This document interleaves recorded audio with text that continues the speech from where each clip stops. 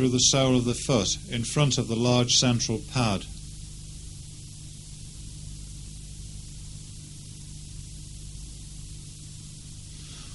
When the leg section is inside the skin, arrange the skin over the individual toes and place a ball of taxidermy putty or clay under the pad and sew up the incision.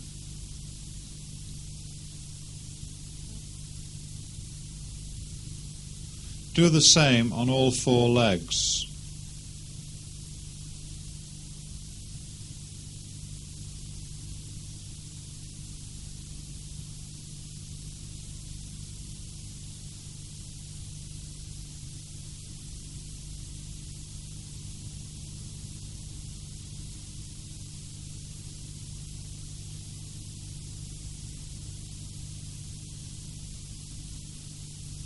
The skin is now laid out, ready to receive the form. This time, as the skin has been opened up on the underside, an additional incision is made down the throat of the animal to simplify the passage of the head into the skin. Cover the rigid skull section with a coat of mannequin bond and insert the head into the skin. The wires of both front legs are then passed through the prepared holes in the front rigid section. They can then be cut to the required length with wire cutters and cleated back into the rigid front section as shown.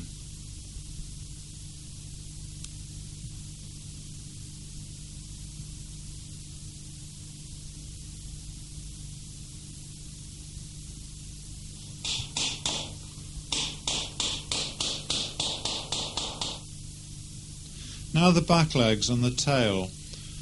The three wires of these pieces are engaged and passed through the rear section simultaneously.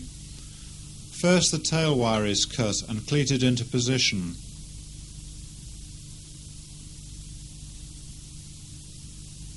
And then the wires of both hind legs.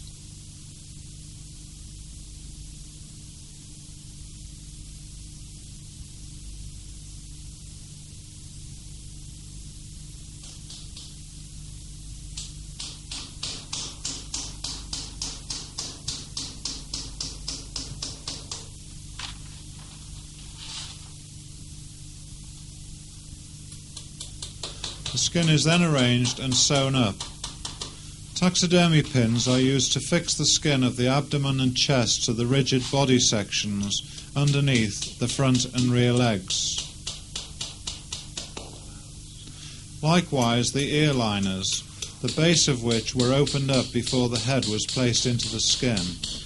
These can now be fastened to the rigid skull section with taxidermy pins. All the facial modelling is done in the same way as the earlier specimen.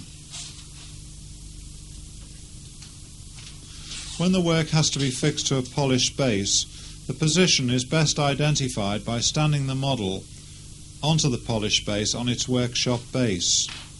Adhesive tape is placed on the polished base and marked front and rear when the desired position is achieved. The holes in the workshop base through which the leg wires passed are marked, as is also the direction of the fox with an arrow. The fox is removed from the base and the base put back onto the marks. The drill is now passed through the workshop base, marking the leg wire holes in the polished base in their exact position.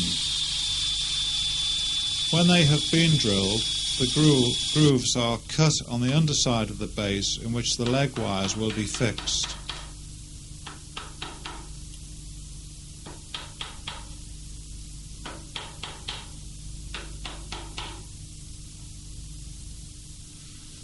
The first fox is removed from the dryer and stood in position on the polished wooden base, but won't be fixed until the second fox is arranged and the foot locations have been arrived at.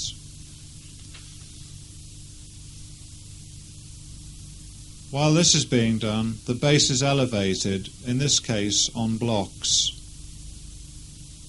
Once established, the foot positions of the second fox are marked with an awl and then drilled to suit.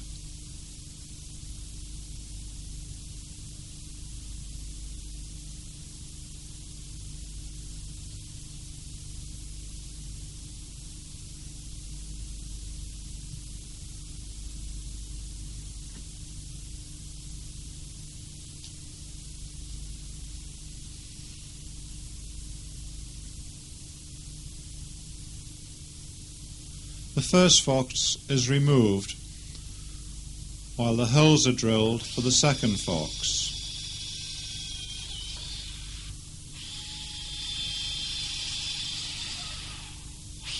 Once the leg wires are passed through the base holes, they are drilled to receive the returned leg wires for fastening. First, the standing fox is secured.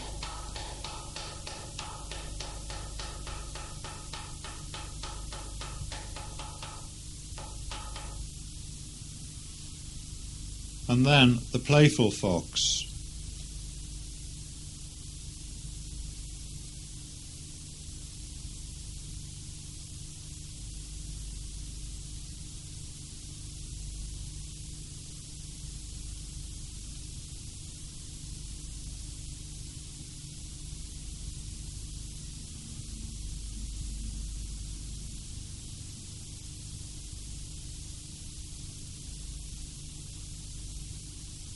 Once all the wires have been fitted, the grooves are taped over or the base covered in some other material.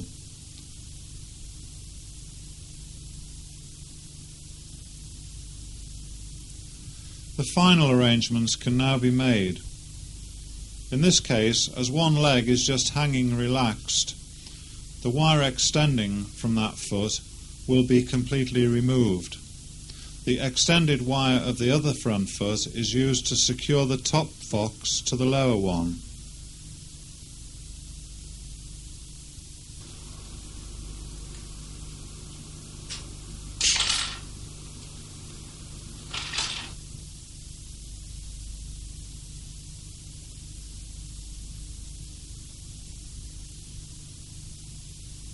Finally, the cosmetics are applied, the pins removed, and a final grooming given to both animals.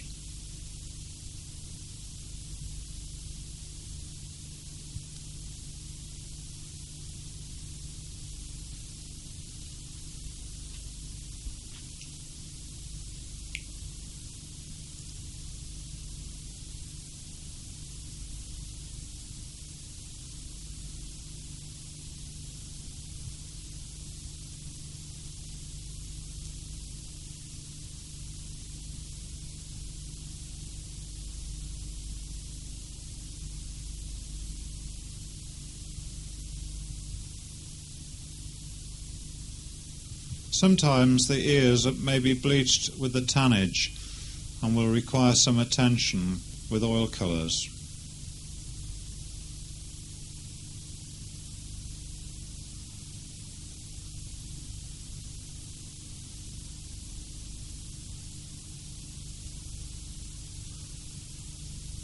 The foxes are now completed.